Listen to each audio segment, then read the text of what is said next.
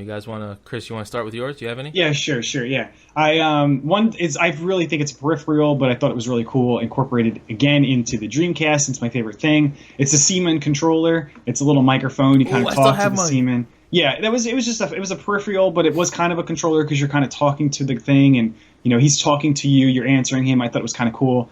And the second one is which is I think is really worthy now because it was a good idea. The Wii U controller, having a tablet that could be separate from the system, and you can go different places. Like they definitely took that and killed it with the Switch.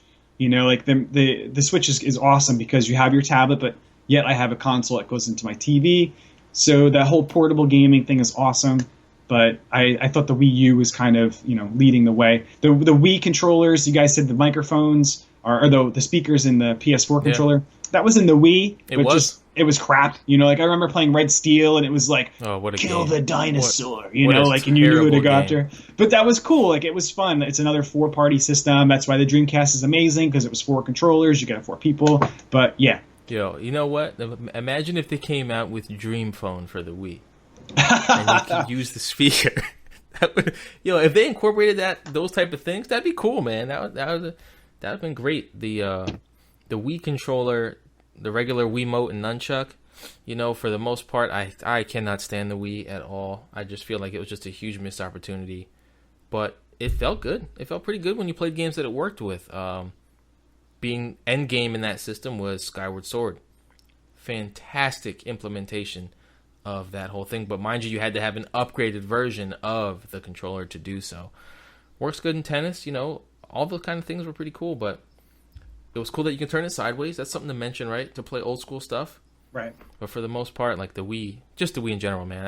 I think that's when I started to get salty on Nintendo. Corey, what do you have for honorable mentions? Anything? Really, just like I mentioned earlier, the Switch. Okay. I just think that this is the direction that I think Nintendo's going to nail it. At least they better, because again, with the Wii, they kind of just, I think, fell flat, and they lost a lot of their Nintendo fans because of it. But so far with the Switch, I think they've got an opportunity to bring it back. I just hope that they can. So I would love them to, but I don't believe they will. I think that they're just so concerned on making their consoles different and completely like a generation and a half behind on hardware. Like Zelda is great, right? But it doesn't look great, man. It really doesn't. The art style is fantastic. Right. Well, that's fine. And I'll take it for those games. That's obviously a topic for that's another day. But you know what? I'm interested to see what they come out with E3, right? Which is happening currently right now. Yeah. Here's their chance to sell us because they've only got 2 games out with the Switch, Mario Kart and Zelda. Right. Which are last gen games. Exactly. They are. They're games from the Wii U. They're Wii U games. So let's sell us. So I've got a couple honorable mentions, even though I love to bash Nintendo right now. Honorable mention, another controller that right now has some very, that everybody ripped off, at least somebody did, is the GameCube. The GameCube pad has the Dreamcast-style analog triggers, right? It's only got one other shoulder button, which is really stupid. The Z button, it's really dumb. But the shoulders click in at the bottom for a different function depending on what you're playing. So I thought that was kind of cool. This button layout for the A, B, X, and Y is total crap.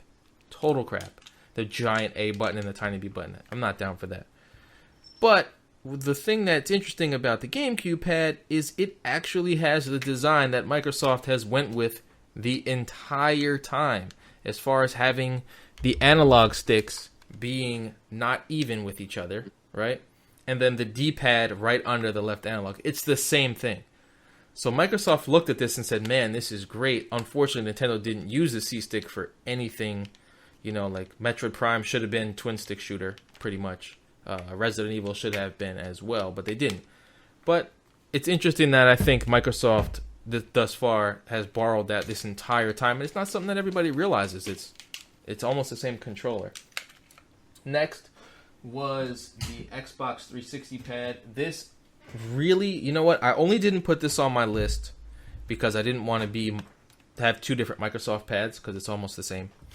I do have the chat pad connected to it because I like the weight it gives. This pad, again, just really perfect. Has a disc thing here, but if you twisted it, it becomes raised, and now it's a straight cross D-pad. So that would be my other honorable mention, was this Xbox 360 pad. And next, I count this as a peripheral, even though it's a controller. Chris had an arcade stick on his thing. When these came out, this is the Street Fighter 4 sticks. This is the second gen one, but it's the same thing, just different color. These used the parts from the Japanese arcade cabinets, which made it so good. You could breathe on these buttons, and they could go down. Everything is super good. This is modded. Ridiculously. I can actually use this specific stick on like my Super Nintendo, my regular Nintendo, like every console I have. I sacrificed a controller to use it on. But those are my honorable mentions. That I wouldn't consider. I guess that one's kind of a peripheral, but that I would consider a regular controller. You guys have anything else you'd like to discuss today about these pads, Corey?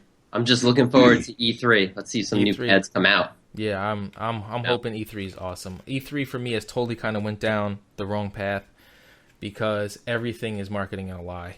Mm-hmm. Everything is. I don't know if you guys remember, this is something to talk about another day, but the Xbox Live Marketplace was supposed to be something that you could create things and sell things on. You know what I mean? Yep. Never happened. Let's not talk about Project Natal and all that stuff. But yeah, man, I want to say thank you to everyone for listening to episode 4 of the Hit Points Gaming Podcast. Make sure you check us out. YouTube.com/HitPointsGaming. You will find board game stuff there. As far as reviews, playthroughs, video games, all types of fun stuff with us three there and other people as well. And thanks for having us on Spreaker and Filling the Void Podcast Network. And we will check you guys out next time. Take it easy.